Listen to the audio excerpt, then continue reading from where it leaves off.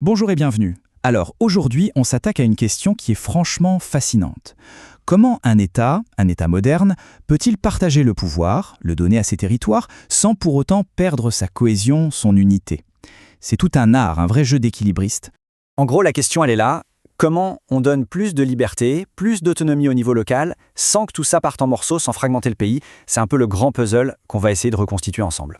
Allez, c'est parti, on plonge dans le vif du sujet. La réponse de la France à ce défi, elle tient en un seul mot, un concept vraiment clé, qui est au cœur de toute son administration.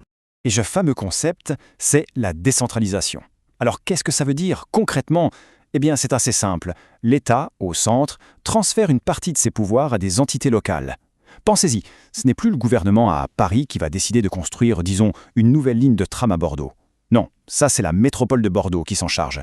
C'est elle qui décide, avec son propre budget, sa propre administration. Et là, on touche vraiment au cœur du réacteur.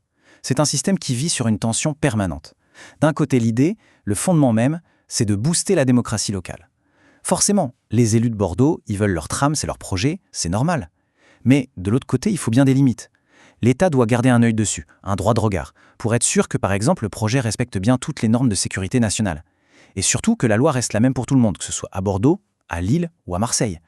Bon, d'accord. Mais cette idée de décentralisation, qui peut paraître un peu abstraite, comment elle se traduit dans la vraie vie? Comment ça marche concrètement? En fait, il y a principalement deux grandes manières de faire. La première, c'est la plus connue, la décentralisation territoriale. Si on reprend notre exemple du tram à Bordeaux, c'est exactement ça. On donne du pouvoir à une collectivité, la commune, la région, sur un territoire bien défini. Et puis il y a la deuxième voie un peu différente, la décentralisation technique, ou par service. Là, l'idée, c'est de confier une mission très spécifique à un organisme public autonome, par exemple une université qui gère ses propres formations ou un hôpital qui organise lui-même ses services. C'est plus spécialisé. Ok, donc on a plein d'entités locales, des communes, des régions, des universités qui ont leur propre pouvoir. Mais la question qui vient tout de suite, c'est comment on s'assure que tout ce petit monde ne parte pas dans tous les sens? Comment on évite le chaos? C'est là qu'intervient un mécanisme absolument essentiel, une sorte de filet de sécurité. Et ce filet de sécurité, ça a un nom, la tutelle. Attention, c'est le mode de contrôle de l'État. Mais le point le plus important à comprendre, c'est que ce n'est pas du tout une relation de chef à employé. Le préfet, qui représente l'État, il ne peut pas juste débarquer et dire au maire de Bordeaux « Stop, annulez votre projet de tram ». Non, ça ne marche pas comme ça. C'est un contrôle beaucoup plus subtil et surtout très encadré par la loi. Et ça nous amène à un principe juridique fondamental, une vraie règle d'or qu'il faut retenir, pas de tutelle sans texte. Qu'est-ce que ça veut dire? Tout simplement que le contrôle de l'État ne peut pas être fait au pif, de manière arbitraire. Non, chaque type de contrôle doit être écrit noir sur blanc dans une loi. En d'autres termes, même le pouvoir de contrôle de l'État est limité. C'est ça qui est crucial. Bon, le principe est clair. Mais en pratique, au jour le jour, ça se passe comment ce contrôle? Alors, l'État a principalement deux grands leviers. D'abord, le contrôle administratif. Pour notre tram à Bordeaux, ça va être le préfet qui va regarder le dossier et vérifier que, par exemple, le tracé est bien conforme au code de l'urbanisme. Et puis, il y a le contrôle financier. Là, c'est la Cour régionale des comptes qui entre en jeu. Et eux, leur boulot, c'est d'éplucher les comptes, de vérifier que le budget du projet est solide et qu'il ne va pas mettre la métropole dans le rouge.